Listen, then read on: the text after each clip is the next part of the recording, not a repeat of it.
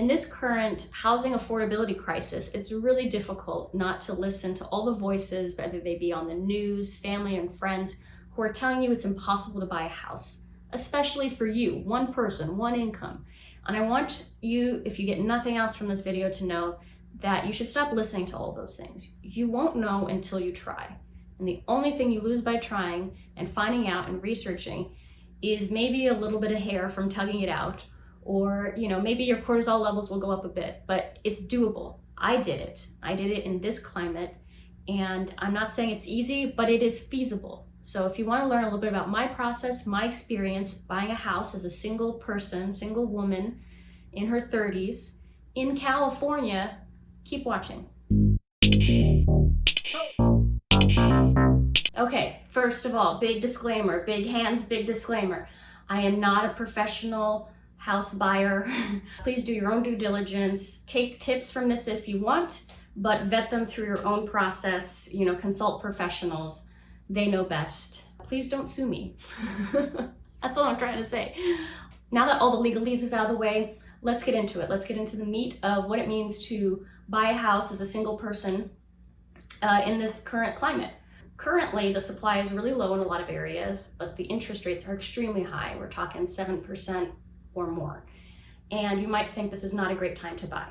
And even if you're watching this years from now, you might have a completely different housing environment and you could still not hear that this is a great time to buy. And that's because you're listening to speculation from pundits, from the news, from your aunts, from your uncles, from all these people saying, oh, I wouldn't do that. And some of them are selling something, so that's why they're telling you that. And some of them are anxious and they're putting their anxiety on you.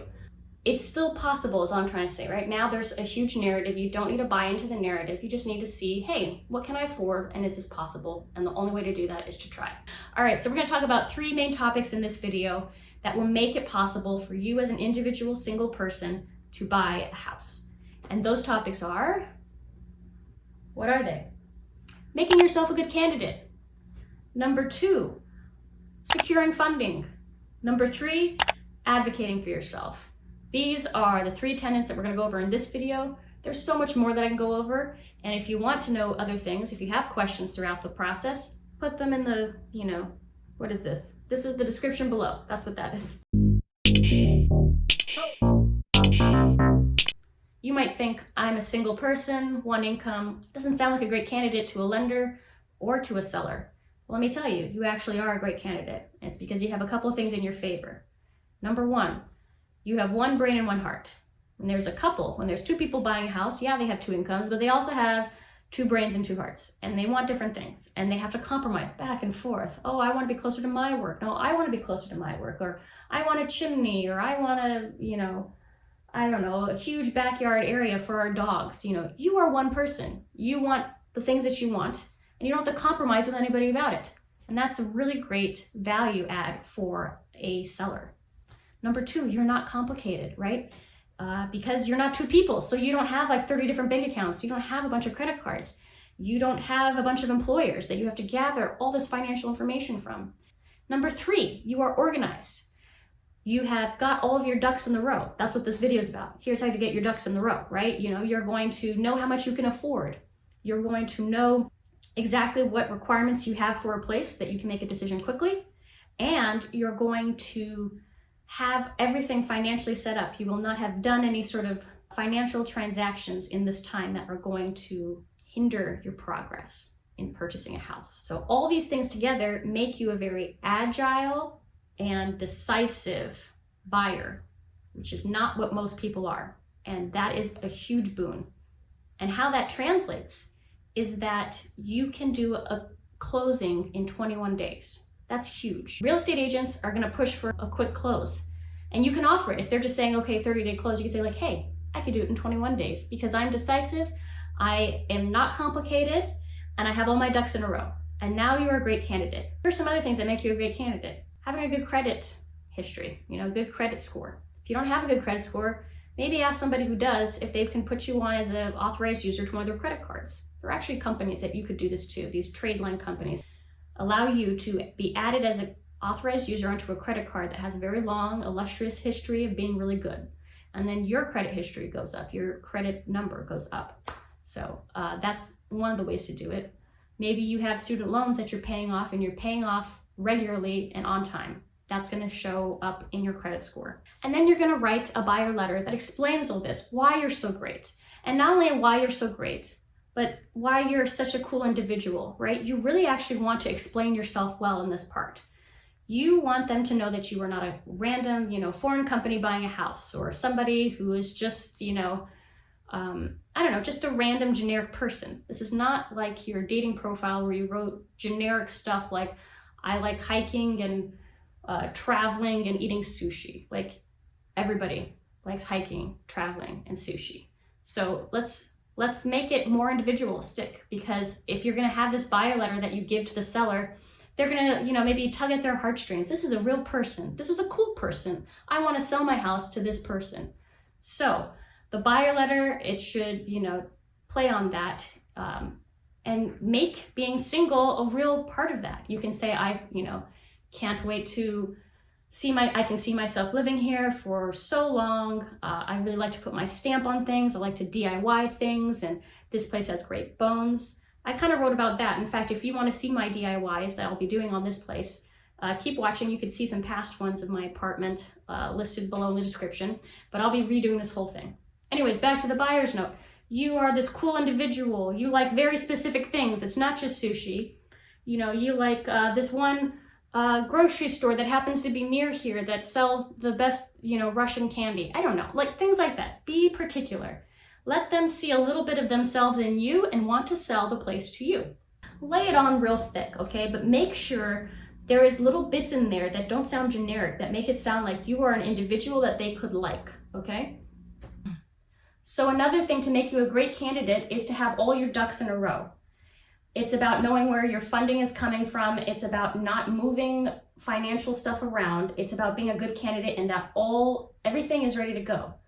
That you haven't shifted from one bank to another in the past couple of months. That you haven't shifted jobs from one to another in the past couple of months. During the period that you're looking for a home, you should be doing nothing financially related that could impact this process, Sometimes even doing your taxes at a certain time period can mess with it, but that's something that you would talk to your lender about.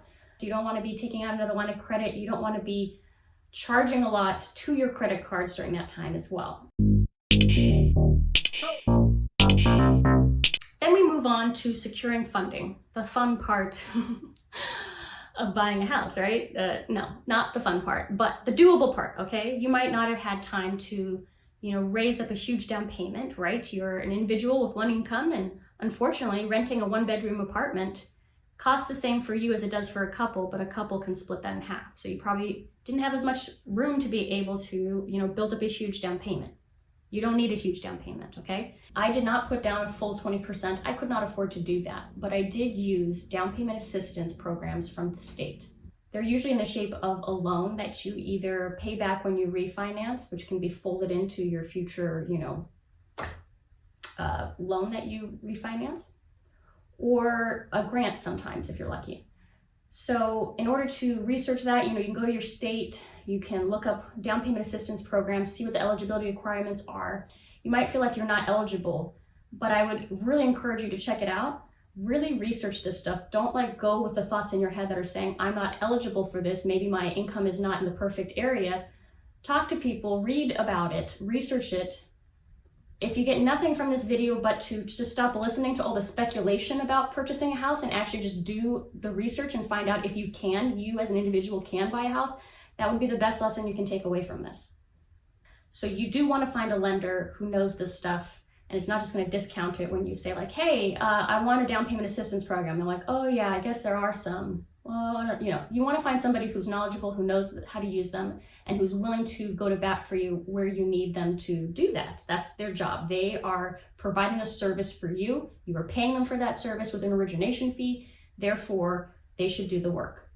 Speaking of origination fees, so different lenders are going to charge a certain percentage of the final sale price for all their work that they do for you. So you want to shop around and find out what the best origination fees are. And maybe the origination fee amount is not a huge deal to you. Maybe it's just more important that they listen to you, that they answer you when you ask really pesky questions, that they know about the down payment assistance things. But all I will say is that you need to do your due diligence. You need to talk to multiple lenders, go to credit unions. You could also go to real estate meetups and talk to other individuals and lenders there. So shop around for lenders, compare and contrast, find one that you think you're comfortable working with, and proceed. Other sources of funding might include looking at your retirement plan. Now, again, I'm not suggesting you do this. I'm just saying you should look into this. This is all about researching. If part of your retirement plan is to own a house free and clear by the time you retire, perhaps taking a loan from your retirement plan is a way to do that. If you decide to go with that, really research before embarking on this mission to learn how long that process takes. Everybody's 401k is different. They'll be like, first we need a purchase contract in hand, and then it'll take 7 days from that before the money is distributed. But it is important, again, to be that candidate that's a good candidate, to research this all before you start searching. Because there are certain qualifications or requirements that you need to be at in order to take money from your 401k. You want to know how much you're able to take. You want to know the length of the process. You want to know other things you're not supposed to do during that process. You want to know exactly how many business days for everything. So you want to talk to your 401k company, actually call them, ask all the pesky questions, call them again. You'll probably talk to a different person. They'll have a different, answer or more detail. So talk to them multiple times, write down all the information, figure out how many business days it would take to get your money from there to there and what things you shouldn't do.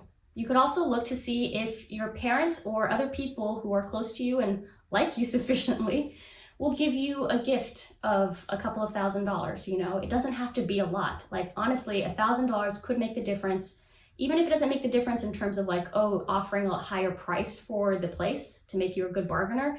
It might make the difference between a sense of peace during, the process that okay, should something go awry, I have this little bit of wiggle room. Or once you've purchased the house, to have an emergency fund. Now, I think you should have an emergency fund regardless, and it should be more than $1,000. So one of the biggest things, all these different steps are leading up to coming up with a budget. You want to know how much you can afford. This, you should use actual data that you have from where you're living currently. When you're trying to budget for the future, if I can afford this, you're going to budget a really streamlined, if I can live on just beans and rice, if I can, cut out my Netflix, my Amazon Prime, all these different things that just take money out of your, account every week. So you come up with your budget, and you want to base it on numbers that you use now. Like, how much are you paying for groceries now? And then why don't you try a week or a month where you really reduce that? And then just draw up a budget of what you could do the most, the smallest budget you can handle, and imagine that you'll have to do this for a year or two. But there's other things that you can put into your budget that you might not have thought about. If you buy a place that has a second bedroom, you could house hack. So you could have somebody rent out a room in your house, and that could supplement your income.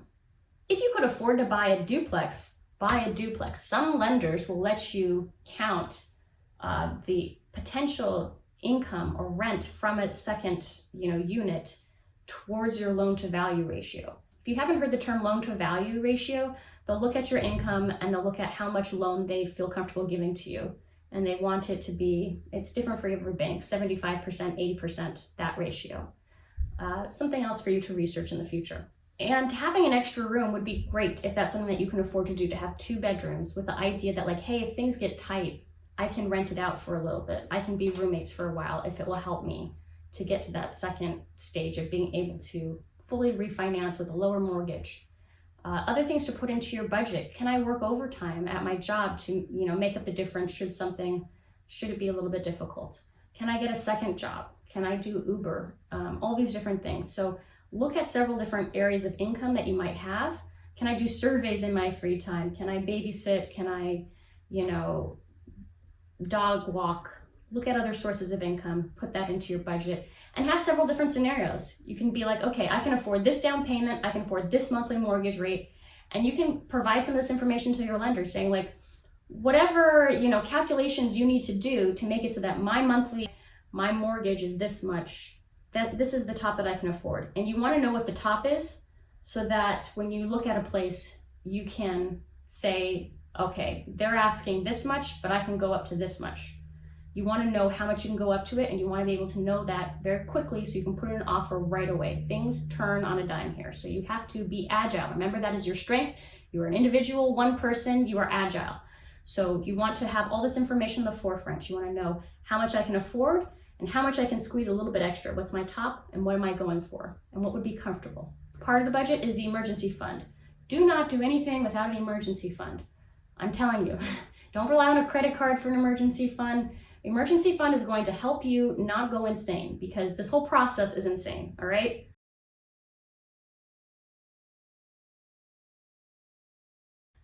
The third part of this process is advocating for yourself. This is huge. You should be doing this in all different areas of your life, and this is a really good exercise when you buy a house. You have all these people working for you now. You have a lender, and hopefully you have a real estate agent. And this real estate agent has to be someone who is very responsive, who understands your requirements, who is showing you places, and who can move quickly. These are important. You're not just relying on them to just send you, listings. You are looking, you are scouring, you are going to all the different neighborhoods. You are going to the different neighborhoods at different times of the day. And every time you look at different areas and different places, you are considering your requirements. And once you get the real estate agent, you are going to lay out what your requirements are. You're going to be very clear. I want a 2-bedroom, 1 bath. I want windows. I want them facing this direction. I want this area. I want this amount. And they should be providing you with a lot of different listings, but you should also be looking for listings yourself. And you should be scoping out neighborhoods in your free time. You should be recalibrating. Do I actually need that 2nd bathroom, or is that a nice to have? Do I actually need the hardwood floors, or is that something that I could put in later? Do I need all these nice amenities, or is that something that I can learn to DIY myself or live without for a couple of years until I could save up money? Now it comes time for you to make an offer. Your real estate agent should be telling you what they think is a good offer to give. They're the ones, you hire them because they know the area. They know the pricing. They know what is a good place. They know if a place is going to go fast. They're talking to the listing agent. They have a lot of information to give you. And then you move with that information. You talk to your lender, say, I think this is going to need a little bit more. Can I afford to do this? And they'll tell you yes or no. You put in the offer. You've already written this amazing, letter, this buyer's letter.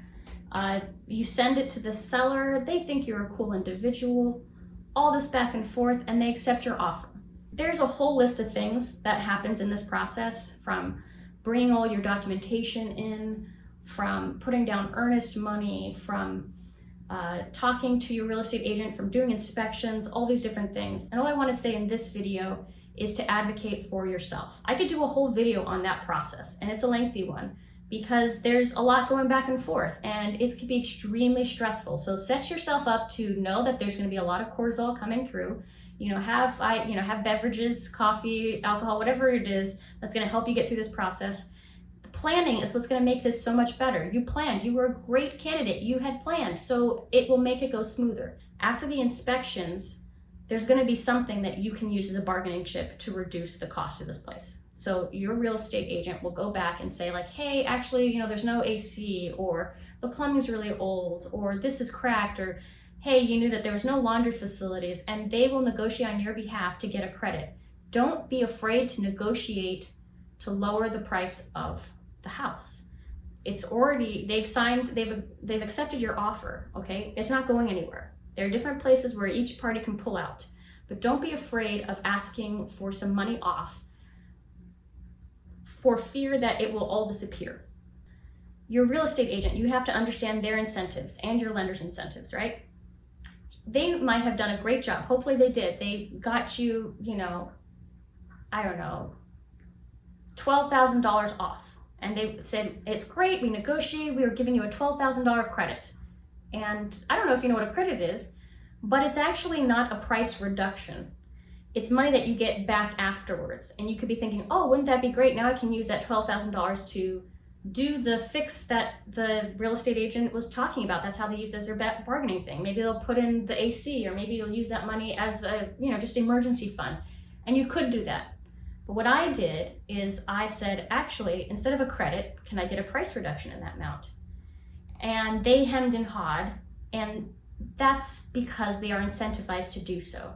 The origination fee and the real estate agent's fee is based on the final sale price of the house. So they are not incentivized to get it the lowest amount. They are incentivized to sell, to sell a house or to have their buyer buy a house. So they still are going to try to make that as feasible as possible. But this little bit of, credit that they negotiated, they're always going to want to give it as a credit instead of a price reduction.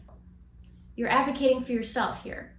So you should just be insistent. No, I want a price reduction because my property insurance is assessed on the final cost of the house and all these other things, the origination fee, and it's in my best interest to do that. And you can stand firm and they will, they're supposed to do what you ask. So there you go. Advocate for yourself. Anyways, I hope this was helpful. If there's any of those little points that you have questions about, please put them in the comments below. I'll respond to all that I can. And if there's a video on just a section of this that you want me to go into more detail, or the buying process, I feel like you can find a lot of videos on just the buying process. So that's why I didn't go into depth, and I don't want this to be a 20-hour video.